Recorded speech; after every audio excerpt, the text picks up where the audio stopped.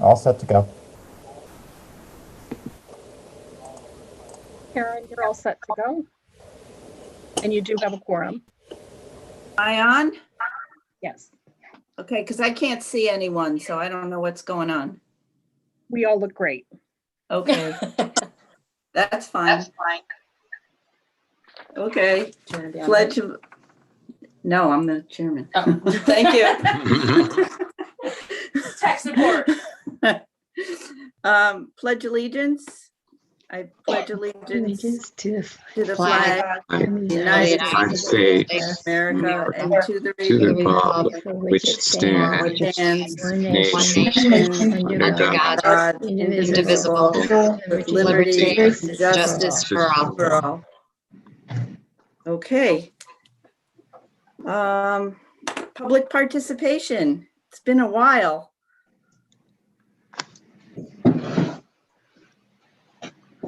Is there any, I don't know if there's. At this point, we don't have any public participation on.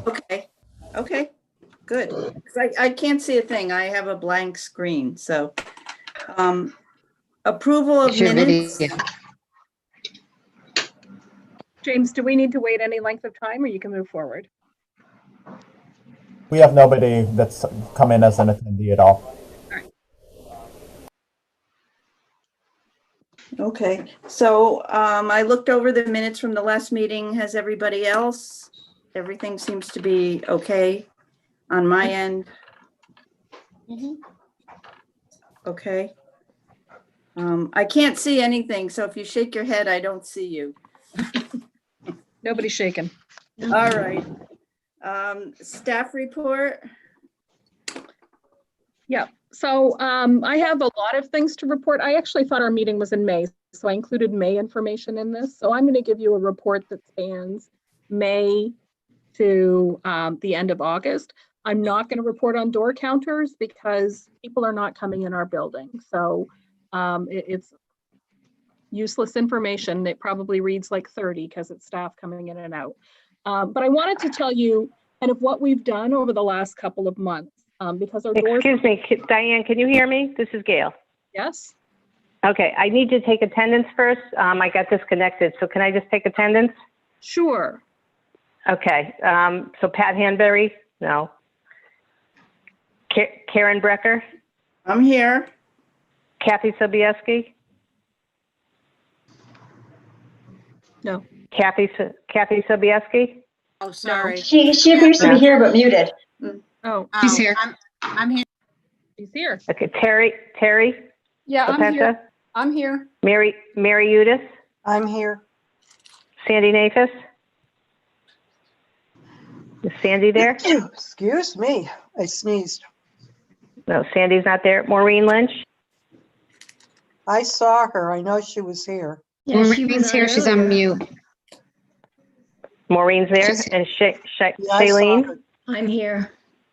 Okay, Diane, you're there, and Carol Annis. Yes. Is Dave Nagel there? I'm here. Okay, so I think, so everybody but Sandy Nafis and, Did you get Charlene? yes, I did. Okay. Okay, thank you. Go ahead. Gail, Jamie Trevathan is here as well.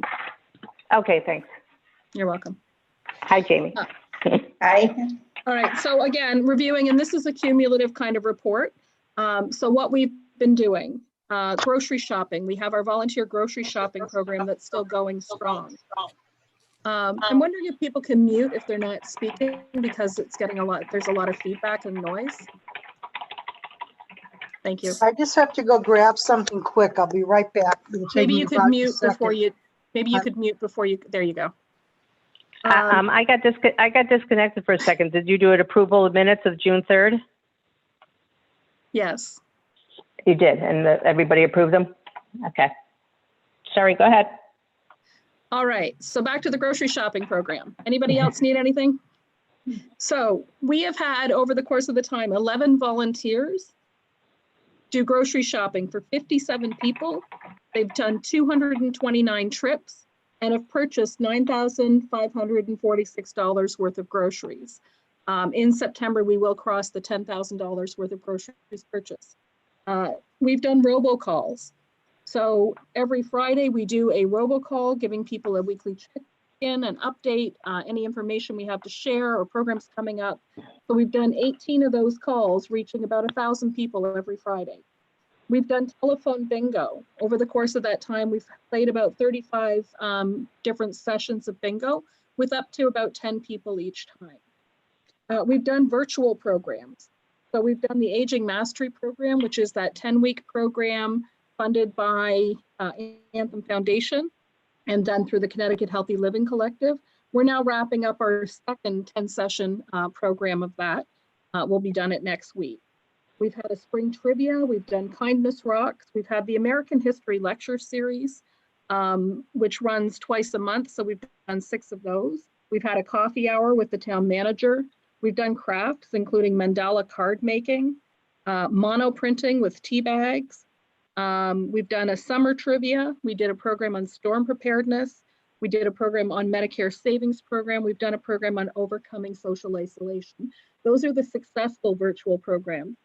For every one that we've done, we have probably planned another one that didn't get enrollment.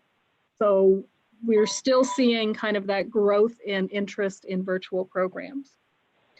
In terms of nutrition, and when you boil down what we do here, a lot of it boils down to we make sure that people are fed.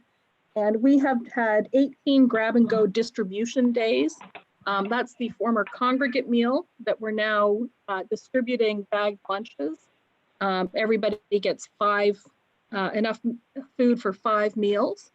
And we've had 18 distribution days, serving about 1,100 bags or about 5,500 meals.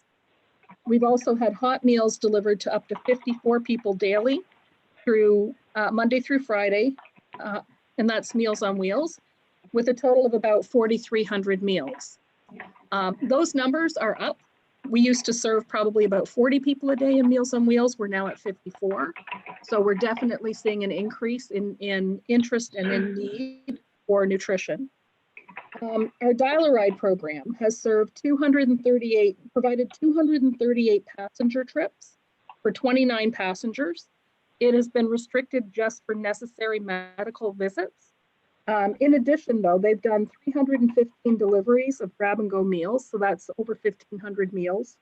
They've done 2,232 deliveries of Meals on Wheels. That program meals were delivered by volunteers. All of our volunteers are older adults. So because of the stay home, stay safe order, they've not been delivering. Dial-A-Ride has been doing that. They've delivered 264 deliveries for the food pantry. So people that need food assistance from Human Services that are not able to come and get it, Dial-A-Ride's delivering to them. 174 deliveries of groceries. So that's how the grocery program works, is the shopper goes out and gets it and brings it back here. We deliver to the resident's home. That way we maintain anonymity and confidentiality. And then they've done 146 other deliveries. Most of that is program supplies. So when we do a craft program, we're delivering the supplies to people. The average number of trips that Dial-A-Ride's doing right now is about 850. And that actually is going up. It was about 750 in May. So that number is skewed a little bit. And if you want to compare that to pre-COVID, the average was about 1,000. So they're not doing that much fewer trips than they were doing before. It's just a different type of trip. Diane, is that 850 a month or 850 in total for the whole time? That's the average, is about 850 a month. Oh, okay. Yeah. No, I could add up what the total of this is. I might even have it somewhere, but that's the average. So in addition to that, drivers also sort and pack all of the food. So Wednesday mornings, it looks incredibly different here because we take delivery of all of the meals that need to be sorted and packed for the congregate meal program. They've also cleaned and organized all the storage areas in the building. And they're now moving furniture because we have to move furniture around. And I'll talk a little bit about that later. What else we've been doing? The Giving Garden is alive and well and thriving. We've had 4 volunteers managing the garden this year. So because they're not able to work together, they're out there mostly independently. And I know one person comes in only on the weekends, but they figured it out so that they can tend the garden, grow the garden, harvest the garden. And they've gotten hundreds of pounds of fresh produce to the food pantry already. Some of the other things we've done, of course, we did the volunteer dinner in May. We had an ice cream parade this last Friday where we decorated the buses like ice cream trucks, sort of. And Parks and Rec donated ice cream sundaes, and we delivered those. We had a cap on that at 25, and it was well oversubscribed. So we took a waiting list, and we're going to do another one for the people on the waiting list this coming Friday. Diane is me. Myself and Jamie were elected president and vice president of our state association in the month of June. So that took effect July 1st. Jamie was the incumbent in her role. It's a role that I've taken on in the past, and based on the fact that I've been hosting bi-weekly phone calls with statewide senior centers, we do Zoom calls that get about anywhere from, I'd say 70 to 100 people, and 100 is the limit. So I'm taking on a leadership role with the association. We've also had bi-weekly the senior center calls. Some of the things that happen on those calls, we've now developed a shared calendar between senior centers across the state for virtual programming. We worked with the state on developing reopening guidance and sharing that with our colleagues. Also really identifying best practices and just finding out what everybody else is doing. So as we've had to reinvent how senior centers work in the state and how we serve critical needs in the community, we can turn to each other to try to figure that out. We've also had meetings, a lot of meetings. There have been national meetings we've attended, there have been town meetings, state meetings, regional meetings, and department meetings. For the first few months, my staff and I were meeting every day just to try to keep in contact and figure things out as we went along. We're now down to twice a week, so we're feeling pretty cool. In terms of staffing, there's been significant changes. Carolyn Elsner, who was our part-time clerical person, resigned effective June 27th. So we no longer have a part-time clerical person.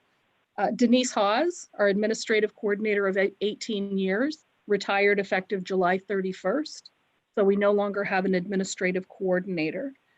Jamie Trevathan has been picking up some of the administrative coordinator roles, and we continue to try to restructure to see how we can meet all of those needs. We were able to hire Barbara Womer as a part-time program coordinator, and she started in July. Barb is known to many people. She's a Newington resident who actually founded the Hunger Action Team. So you might have heard her name there. She has a background in working with older adults and as an exercise physiologist. So we're excited about what she'll be able to bring to the center.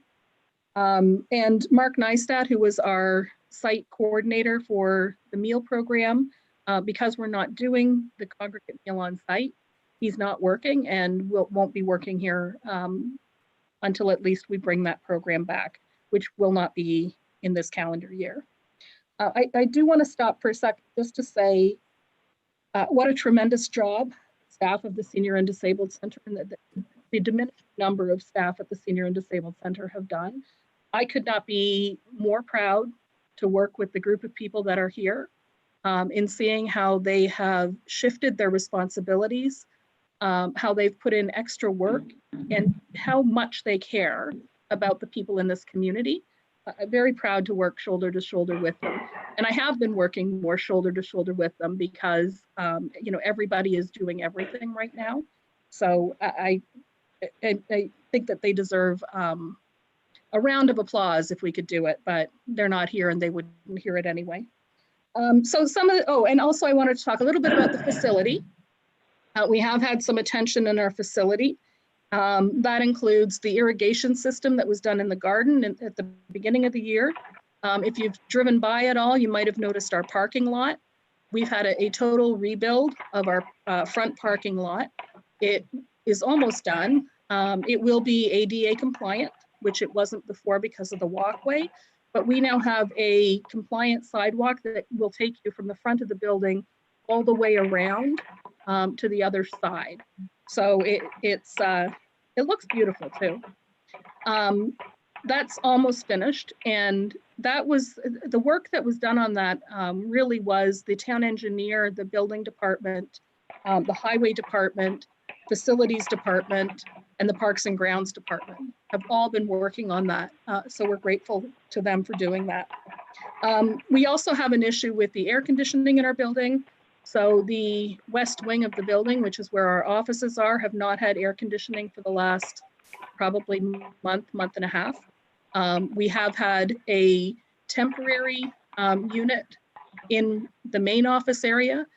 It was not meant for an office area. It was very, very loud and was not really chilling the area. So we've actually relocated all of the staff out of the main office.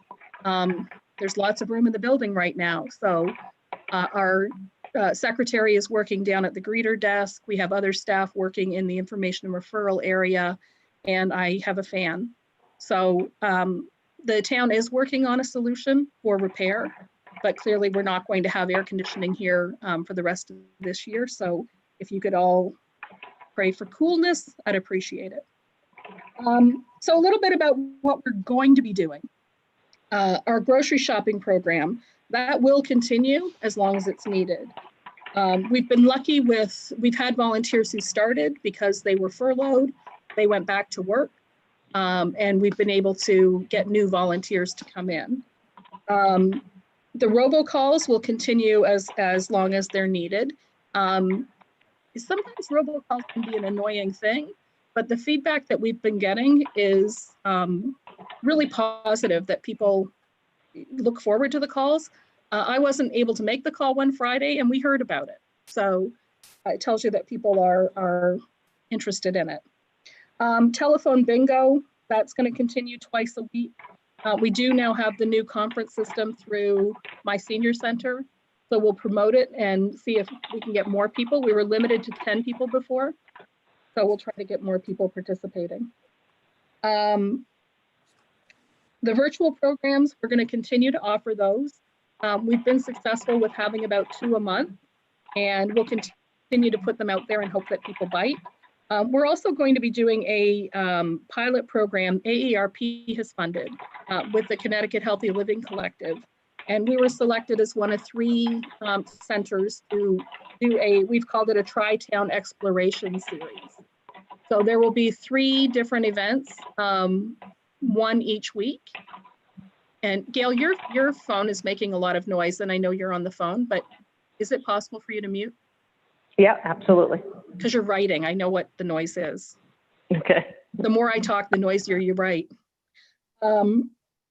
So the Tri-Town Exploration Series is going to be a series of 3 events. They're going to be via Zoom, and it'll be Newington, Brantford, and Woodbury.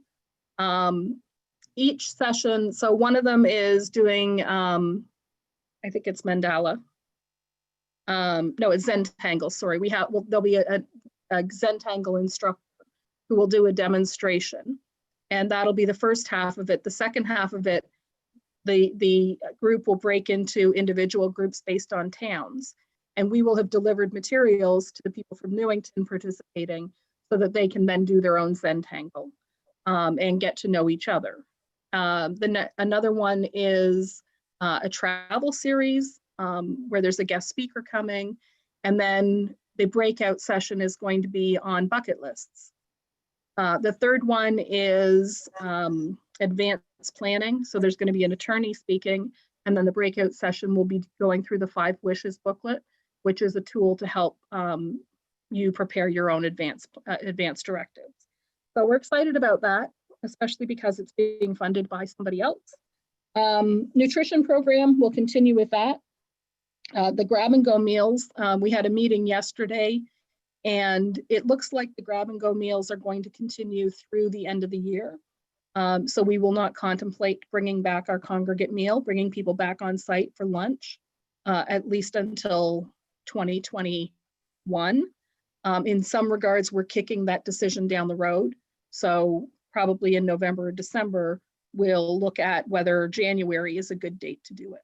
one of the challenges, and I'll talk a little bit more about the kind of reopening in a minute, but one of the challenges is the people that come to the congregate meal are probably the people that come here that are at the highest risk of complications from infection. They are also at the highest risk of social isolation and some other things, but it's right now we're able to serve the number of people that we can serve doing what we're doing.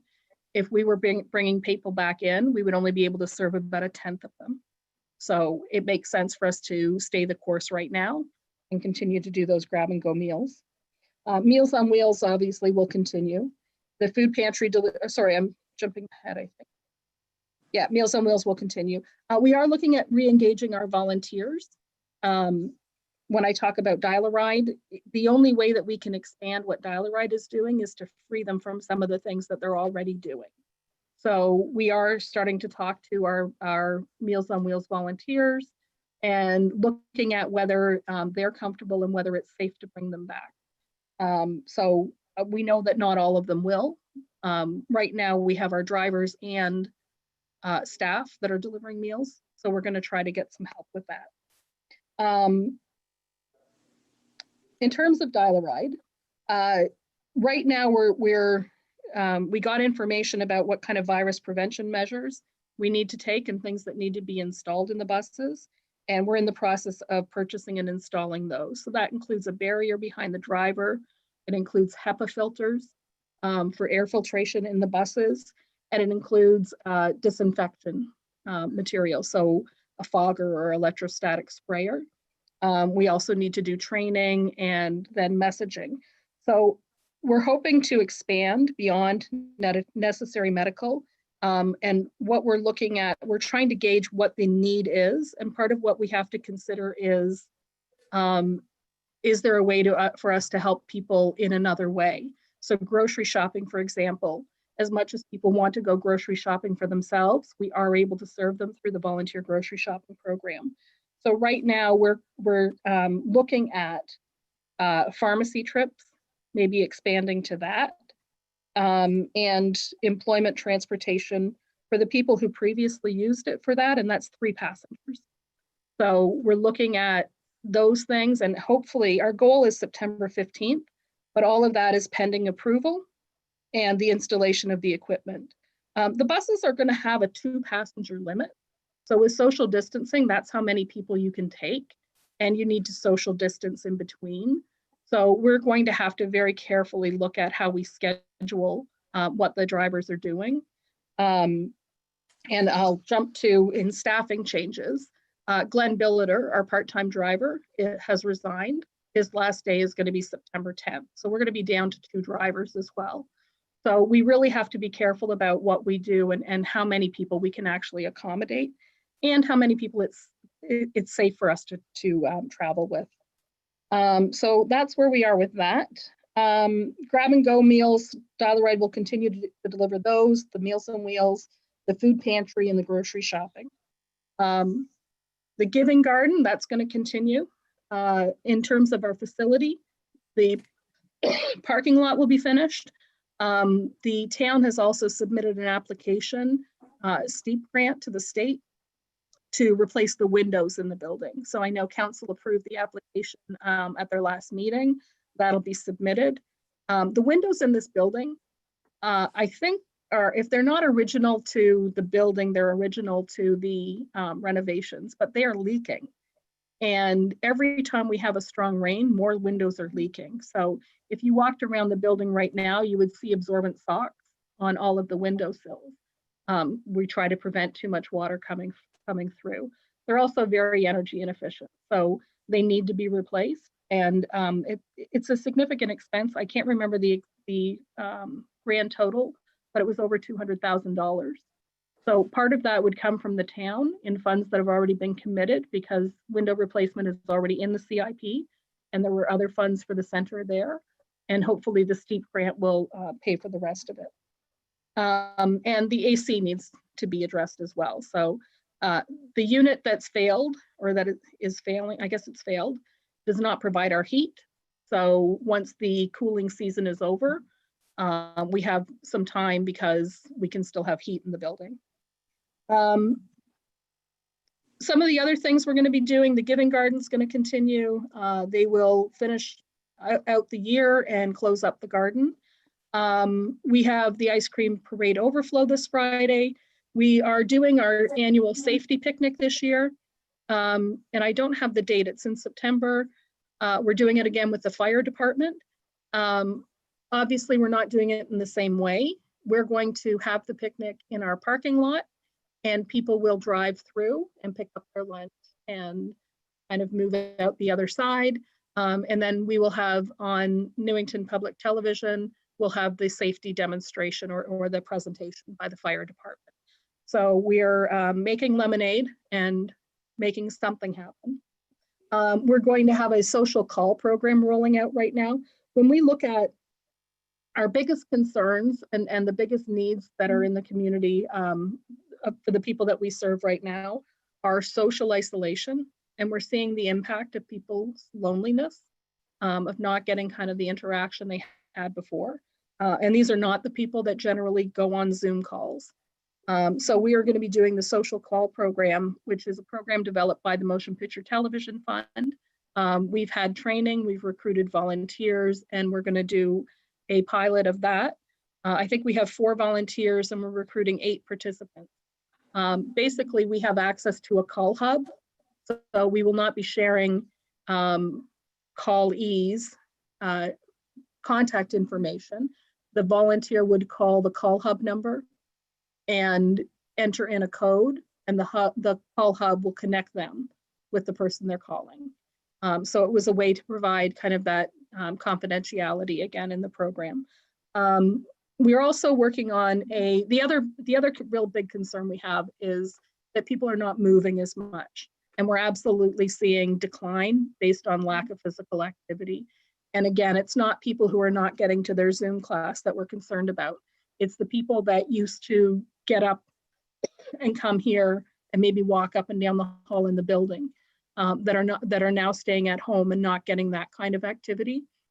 So Barb Wilmer has developed a program called Move to Improve. That'll be a low-tech exercise program that'll be personalized to some degree. We're building fit kits that are going to include cards that have exercises with pictures of how to do them. People will get a TheraBand and they'll get a hacky sack ball that they'll use. And then we'll use the conference call system to promote adherence. So to talk to people, see how they're doing, get people talking to each other. That's starting this month as well. And we'll continue with our meetings. In terms of staffing, I mentioned Jamie's assumed some of the administrative functions.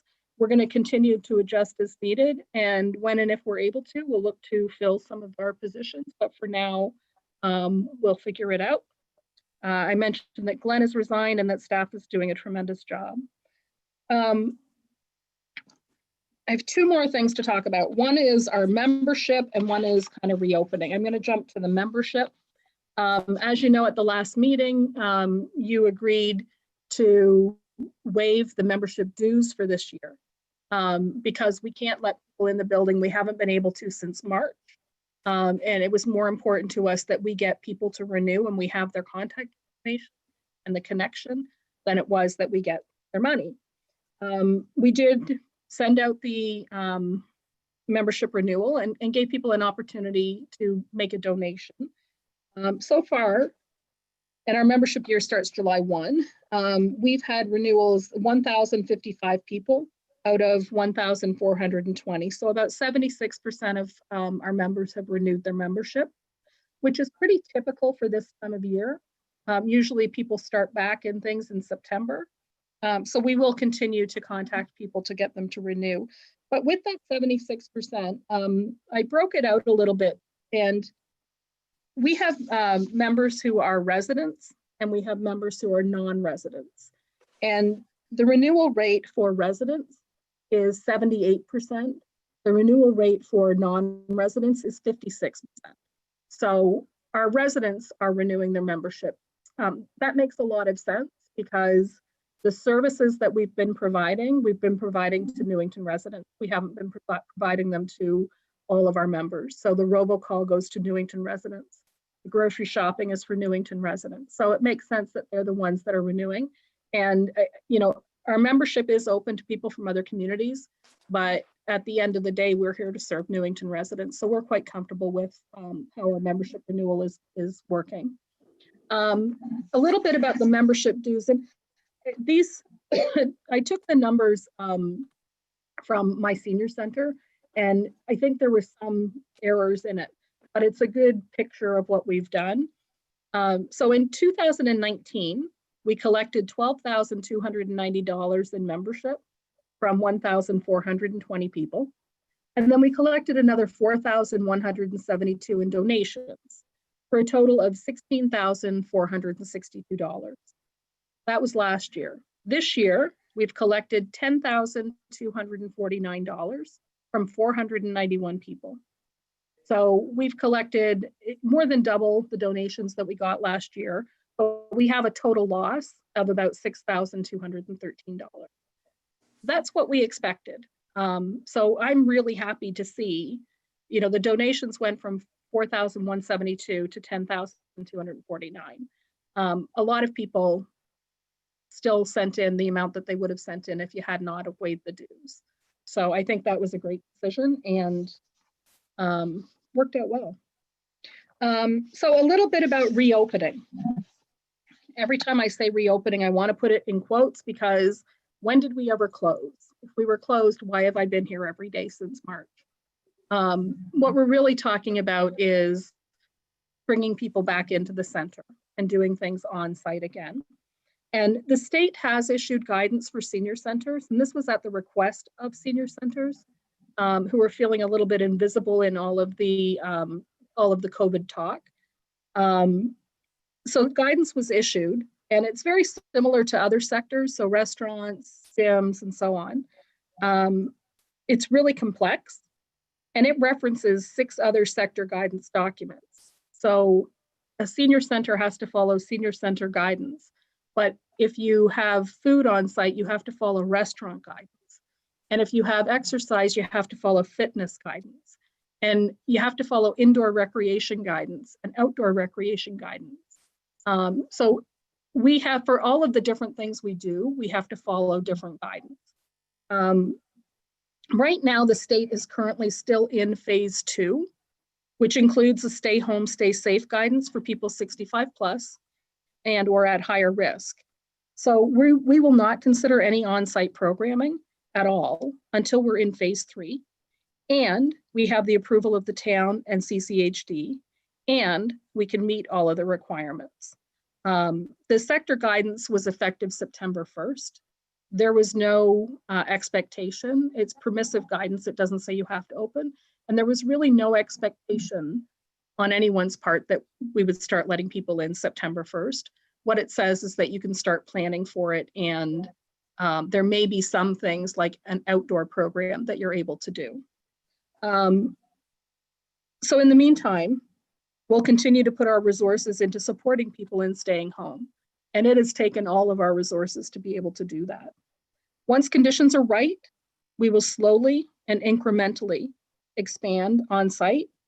By incrementally, that might mean that we're going to let people come in to apply for energy assistance if they're not able to do the application over the phone. So it's not an opening the doors and now we're reopened. We want to be really very clear with people and really manage people's expectations that coming to the center is not going to be the same experience at all until there's a vaccine or at least effective treatment for the virus. I talked to a colleague in Ohio. They've been reopened for a little while now, and they get about 10, they're able to get about 10% of the people that came to their center before into their building. So they're doing the same amount of work to serve 50 people when they were serving 500 before. The consequences of getting this wrong are really too high for the people that we're here to serve.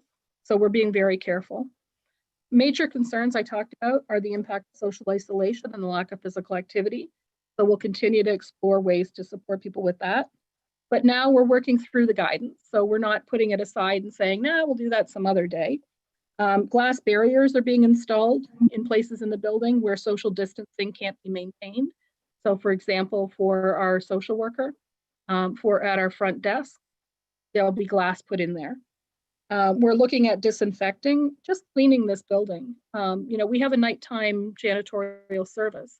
We're going to have to clean the building throughout the day, and that's going to mean staff. That's going to mean I'm going to be cleaning the building. So we need to know how to do that and have the equipment and tools to do that properly.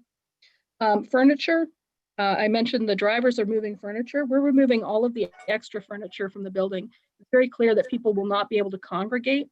So that means all of the chairs in the hallways have to come out. So we've been working on doing that, as well as moving anything that's difficult to disinfect. We have a lot of cloth seats that are just hard to disinfect. So we're moving them. We have enough hard surface seats that we can replace them with. Social distancing, we're looking at measuring and marking areas. We need to have a better understanding of what our capacity actually is going to be when we meet the guidance. And looking at our programs. So we're reviewing all of our programs kind of through the lens of the need for the program. What need is it meeting? Who are the participants? What's the ability to social distance in it? What's the ability to do it remotely? And what's the practicality of us doing it again on site? So that's where we are, where we've been, where we're going. I think that's my whole report. Wow. Do you want me to repeat it? I don't think so. Anyone have any questions? No. Okay. Hi, Jamie. Your picture popped up. I finally see someone. I have a question. Okay. I do have a question. Why has it taken so long to put the PPE protocols in place inside the senior center?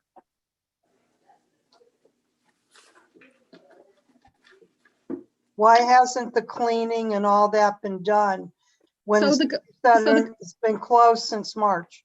Yeah, so the guidance was just issued. In March, we would not have known what to do in the building.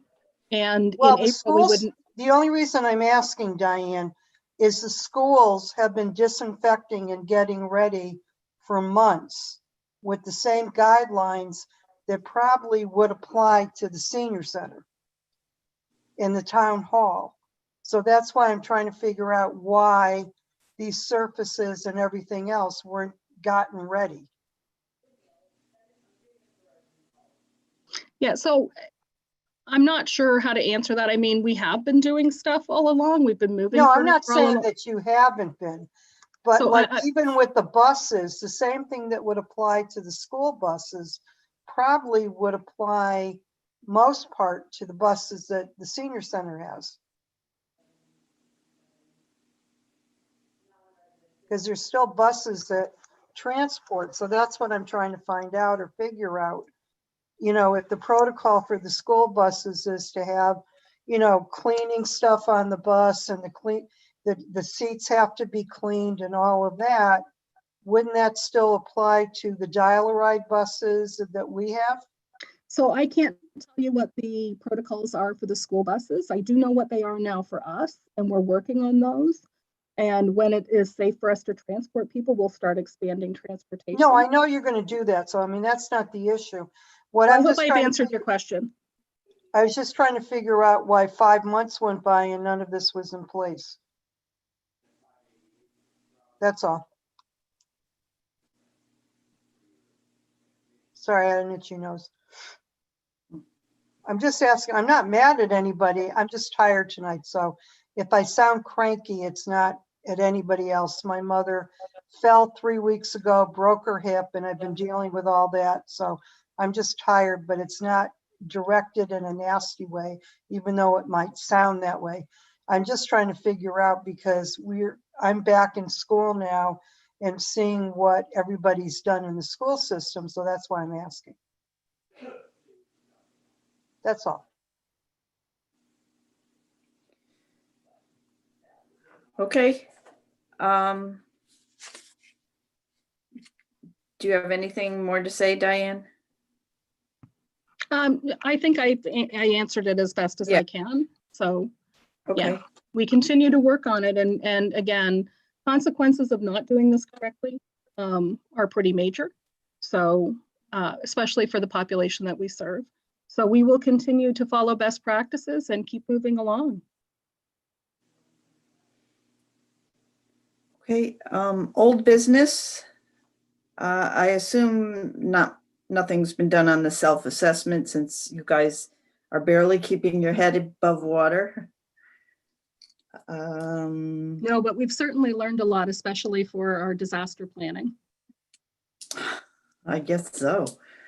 Purchase requests. Do Yeah, have so any- we have no purchase requests. And Jamie and I were talking a little bit earlier. So currently we got instruction today, and I believe that the chairs of all the commissions are going to get instructions to not hold meetings unless necessary. There will be no in-house meetings in town hall, and meetings like this take up a lot of staff resources. So I'm not sure if we'll be having a meeting every month.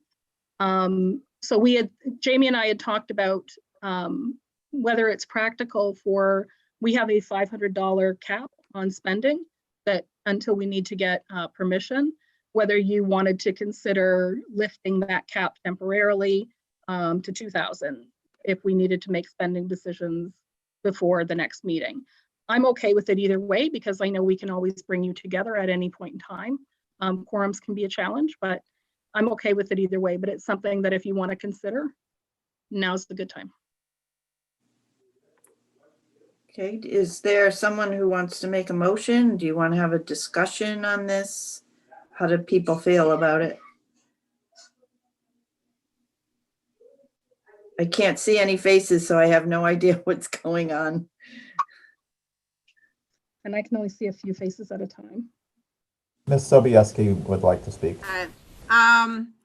Yeah, I think at least at this point, I mean, just as you had said, Diane, that you can, if there's something that comes up, I personally would like to still leave it at the $500 limit. And if there's something, you can always call for a special meeting if there's something that comes up that needs to be, that's going to, exceed that amount of money, that we should be able to all pull together and vote on it. That's my opinion. I agree. Anyone else? I agree with Kathy Sobieski.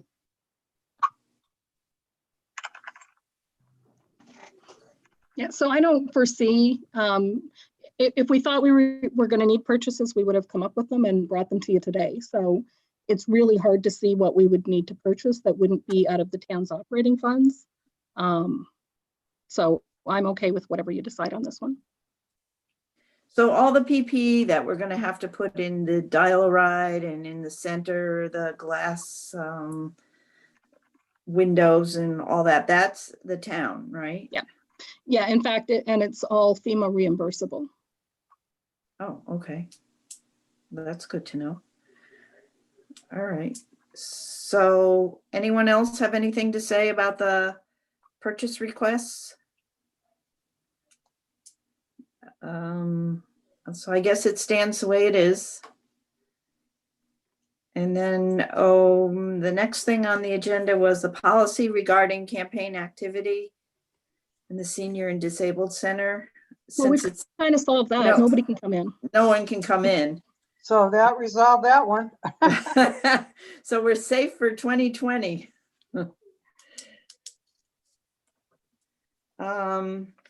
New business.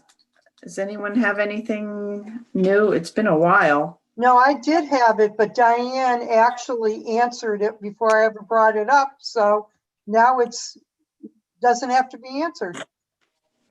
Good. It was something you and I, Karen, you and I had discussed. But Yes. Diane actually answered it, so. Yes, I heard that too. Yep. Okay. Diane should know what I'm referring to. Does anyone else have any new business? I was going to ask more about the membership survey, but that Diane explained all that, so. Yeah, I seems will like tell we're- you, we do send out a survey with our membership, and we asked also a few questions on the renewal form. CCSU, we've had students who've done the analysis on our survey, and I don't think they're going to be available to do it. We don't rely on those results, for our work immediately. So I'm happy to let them, if they come January when they get their new semester started, to take the surveys and analyze them then. In the meantime, we're getting good information about whether people want a social phone call and things like that. That's good.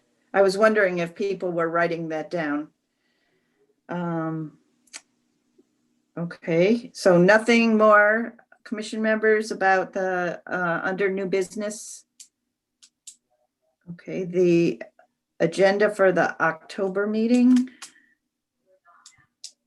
Keep it the same? Yeah, do you want to decide whether you want to have an October meeting now? If you want to schedule it and cancel it, or if you want to, I'm not sure. And if James is available, I don't know if he has any clarity on whether meetings should be scheduled or not. Well, currently, Keith's direction is unless there is business that specifically needs to be transacted, there's no real need to hold the meeting at this time. That may change as we go further down the line, but it's a lot of work on the staff side, as you said before. Like tonight was 4 meetings in a row. But if you guys decide you want one in October, we can still make it work if something comes up that you need to address. So you can either schedule it, and if it can't be held because the resources are not there to do it, it would be canceled, or if there's not a quorum, or you can not schedule one. And if we have a need for a meeting, we can schedule one. I saw a little mark that Carol Annis had her hand up. Is that, Mary, why don't you speak first? No, that's okay, because I think what I was going to say is not applicable, so I'm going to hold my thought. Okay. I just wanted to jump in that we did get an order from the town manager today that he is recommending no meetings unless it is a mandatory meeting and business has to be enacted on. And that goes for every board and commission. So, I mean, you can schedule the meeting and then cancel it if there's nothing pressing, but there was a memo that was sent out today. So my interpretation is that we should not schedule a meeting, and that we should call a special meeting if one needs to be held. Well, it But wouldn't you even need to already be have, special. don't you already have you already have your meetings designated for the year? So all you would have to do is cancel it if you weren't going to have it on the first Wednesday of the month. Okay. If you were going to hold it any other time, then you would have to call a special meeting. And keep in mind, you can still schedule the meeting up to 24 hours before for that regular meeting as well. So even if something came down 2 days before, the 24-hour posting rule still applies for that. I can't help you with the quorum, but the posting's not a problem. Carol, Okay. I have a question for Carol, actually. I have one meeting a year that's held in October. It's the Balf Quarry meeting. That will most likely be a Zoom meeting because that's a one meeting. I think that would be a mandatory meeting. Okay, because I know Chris Schroeder just retired. Yeah, So- well, there's an acting chief right now. Okay, thanks, Carol. You're welcome. All right, so I guess it stands that we'll keep the October meeting scheduled, and then we'll talk maybe a week before or 3 days before, or whenever is necessary, and we can cancel it if there's nothing to be discussed. One other thing that Diane might be doing, not necessarily by Zoom meeting, but just a thought, Diane, if you had something that you wanted to do a major expenditure on, you could always do it by email and we could vote that way, couldn't we? James? No. Meetings must be posted. You cannot hold a vote over email. Okay, just a thought.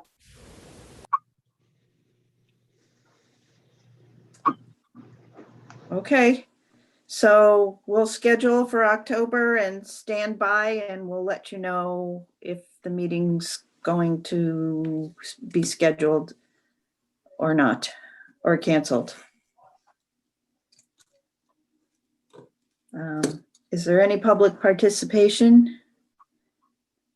Dave or Carol? And we have nobody on from the public. But Okay. Dave did raise his hand. Okay, Dave. Hey, Karen and everybody. I don't believe I've attended a meeting since I was reappointed, so just want to say that I'm happy that I'm able to be with you to, along with Carol, help to represent the council and to pass words along to the council that you would like us to share. That's about it. Welcome back. Oh, welcome Thank back, Dave. It's just like you've been here all along. Welcome back, Dave. Thank I you. wasn't here when you were here, but it's nice to have you here. Thank you so much. Okay. Can I have a motion to adjourn? Dave, you have something you want to say? No, I just didn't take my hand down. I will do so. Oh, okay. Oh, before you adjourn, and I'm sorry, it's hard when I don't see everybody, I forget things. Maureen Lynch is not able to speak, I think. Shake your head, Maureen, can you talk? So the town has been, had an affordable housing committee that existed a while ago and was kind of reinvigorated to do an affordable housing report. And when the housing committee was first struck, Maureen Lynch was the representative from the commission. And so when they brought it back again, Maureen was called back into service. So I know that she's been going to meetings. And Maureen, did you want to say anything about that? Can you hear me? Yeah. Yes. Oh, okay. I think the meetings are very valuable. I am still in the process of reading all of the reports that have been sent out. Right now, I'm pretty on board with what they're recommending on senior housing. I have not made up my mind on the other, and that's about what I have to say about it now. I would like to also see, if possible, that the people that are involved in the town, that even work for the town, that have more knowledge than us on the committee, would be appointed. For instance, I like to see Diane come on from the senior center, because she's very, very versed in the housing situation, and in other parts of town too, the different, like human services and that type of thing. And that's about what I have to say now. Carol? I'm going to piggyback off of Maureen. We're going to make a recommendation, and then there's going to be some public hearings, and we're going to invite the different departments to come and give their input once we determine how we're going to move forward with this. So it's not the committee's going to make the decision without letting anybody else have any input. So Diane, you will definitely have a chance to get some input. We are talking about a lot of different things. Glenn Childer, who has been working on the POCD, the 2030 POCD, is directing us down the road with the housing study needs. He's doing an awesome job. Steve Woods is also on the committee, as well as Mike Camillo and myself and Bill Hall. So we have a good diverse group, and I think the finished product will be accepted by every member of our community. We're trying to look at everything from 0 to 105 to accommodate housing for every demographic and every dynamic of our community. And just so you know, Glenn has contacted me, so we've had a discussion. He did get some input, not with the committee, but just as an individual, one-on-one conversations. Sounds like an interesting committee.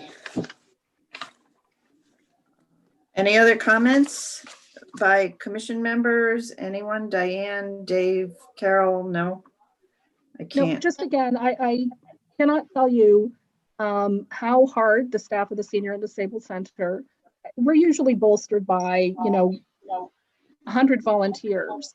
And we have had to totally reimagine how we do absolutely everything. The staff of the center have foregone, vacations. They've been struggling with keeping their own family stuff going and continuing to serve. So I just want that to be recognized, how hard the staff of the center and our diminishing numbers of staff have been working. Is there anything we can do? I mean, can we authorize a lunch for them or something? That's very kind. No, I think just an acknowledgement that, this town has some great people working for it, and some of them are on this side of the street. And just your support in meeting with us and hearing what we're doing and offering your input, I think is really helpful. So thank you. Okay. Motion to adjourn. I make a motion to adjourn the meeting. Hi, Shailene. Hi. Second? Someone want to second the motion? Second. All in favor? Hi. Bye. Aye. So carried.